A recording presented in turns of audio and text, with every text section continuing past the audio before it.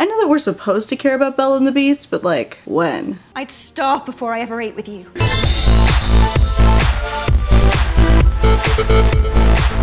Well, be my guest! Both of these characters are tragically bland. We've already talked about how their romantic relationship is rushed and never really reaches a point where their love is believable because of the pacing, but it's also because neither of these characters go through any kind of development. They're boring from beginning to end.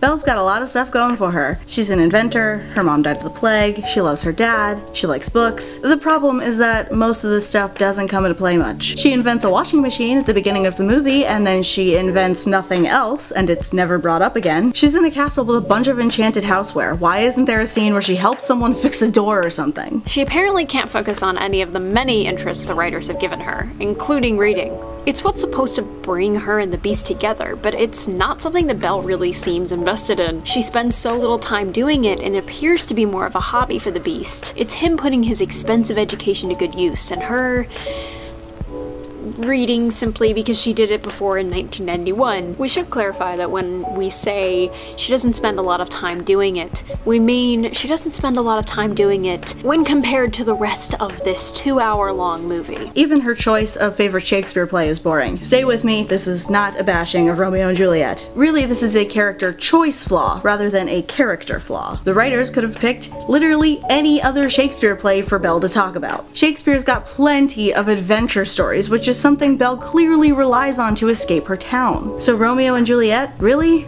The notorious romance? Yeah, it's a tragedy, but it's widely received as a romantic play about star-crossed lovers, which Belle and the Beast are not, so there's not even really a parallel. The choice seems arbitrary until you get to the part where the Beast mocks her for it, but like, dude's right for once. We think Linda Wolverton's Belle, or some version of Belle, would be a bigger fan of Midsummer Night's Dream, or As You Like It. Something with magic, or an adventure story where women have to adopt disguises to survive. And whatever Wolverton's Belle might have liked, wouldn't it make more sense for this movie to pick a Shakespearean story that has more to do with the actual plot of this movie? Aren't Midsummer, A Winter's Tale, or even Much Ado About Nothing much more relevant for a story about magic, transformation, and unexpected love? Belle doesn't even say why Romeo and Juliet is her favorite. What resonates so much with her in that story that it's her favorite? Romeo and Juliet being Belle's favorite reveals another weakness with her character, her lack of motivation. It's clear from the beginning what Wolverton's Belle wants: adventure, to leave her town, and her fulfilling relationship with someone who understands her. And her favorite story, Far off places, daring sword fights, magic spells, a prince in disguise. not only reflects this desire, it's a harbinger of the story she's about to experience. But 2017 Belle does not have any such clear motivation, so her favorite story holds no significance. We also don't really know what Belle wants. Belle teaches a girl to read, so does she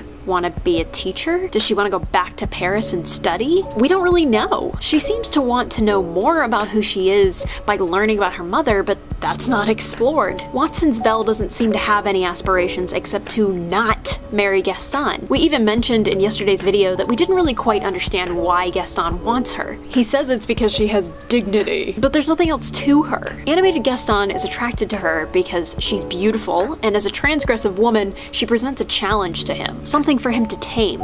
But because Belle doesn't have much of a personality in this live-action version, and the movie never gives us a reason beyond, well, he's Gaston, and that's what he did in the animated movie, Gaston's pursuit of her doesn't make a whole lot of sense. She also doesn't change from beginning to end. Even learning the truth about her mom doesn't have any impact on her character. That's not a problem per se, since Belle doesn't change much in the animated movie, and that's actually something we love about it. We don't have to spend time and energy investing in her journey because we like Belle from the start. She knows what she wants, she gets it, and she doesn't need to change. The more satisfying story is seeing the person who's made mistakes learn and grow from them, not the person who's done virtually nothing wrong. Before we move on to the Beast, I do just want to say something nice about this version of Belle. I think that the mother storyline could have worked if they'd focused on it more. I really like this scene between her and her dad. Please, just tell me one more thing about her.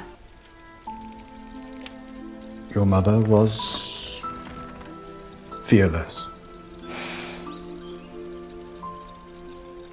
Fearless. That scene is beautiful. Her mother being fearless could have been an actual theme in this movie. Kinda like have courage and be kind was in Cinderella, but not said like 100,000 times. Also, the scenes where she's the most compelling are the ones where her dad is involved somehow. Because Kevin Kline is amazing. That scene in their house at the beginning? Sweet. When she rides off to rescue him? Badass. When she takes his place in the Beast's dungeon? I feel emotion! Wish we'd gotten more of that. So we know that the Beast is grumpy, and he's read Shakespeare. That's about it as far as his personality goes. If Belle gets way too much in this story that isn't explored, then the Beast gets practically nothing. For most of the movie, he's just mean. There's no emotional vulnerability. And because of that, I'm not invested in his character. At all. I'm not given a reason to care about whether or not he's saved because I'm not told to think he deserves it. He's a grumpy dude who's scary at the beginning, and later on, he's a grumpy dude who's a little less scary, until the unwarranted growl at the celebration thing.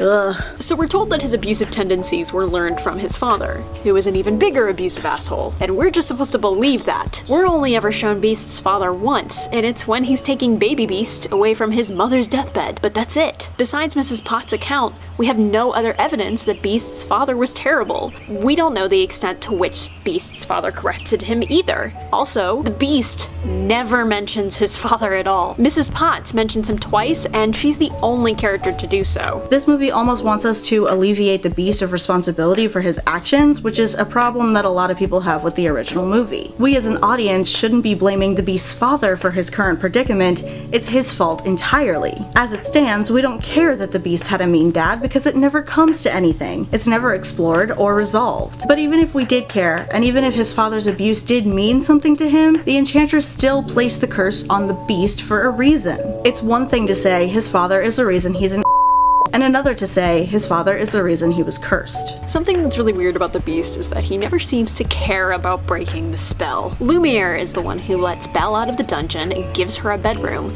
and the Beast is furious when he finds out. He has to be forced into the idea that Belle could possibly break the spell. We're told in the prologue that he's been cursed for a while, and that he fell into despair and lost all hope. But at least in 1991, we still see that actually, he hasn't entirely. When Belle shows up and offers to take Maurice's place, he realizes that she could break the spell. He just doesn't think that she'll ever come to love him because she's so beautiful. Live-action Beast is immediately turned off by the idea of Belle breaking the spell because she's a peasant and her father is a thief. This classist view is also not explored or mentioned again, though he does later apologize for calling her dad a thief, after he learns that her mother died of the plague. What a decent guy. One of the major flaws of the movie is that the Beast doesn't change at all. He learns nothing, whereas his predecessor does. It's even mentioned in the prologue that he was a selfish and terrible ruler, but he never learns how to be a better king or anything. The spell just gets broken. The original movie is entirely based on the Beast rejecting toxic masculinity and becoming a good person, but live-action Beast is too stubborn, too judgmental, and too closed off to do that. He's supposed to be the foil to Gaston, which would work in this case if his character had the slow, subtle progression that Gaston's does. It doesn't. The only thing he really learns is that Maurice was an artist that loved his daughter,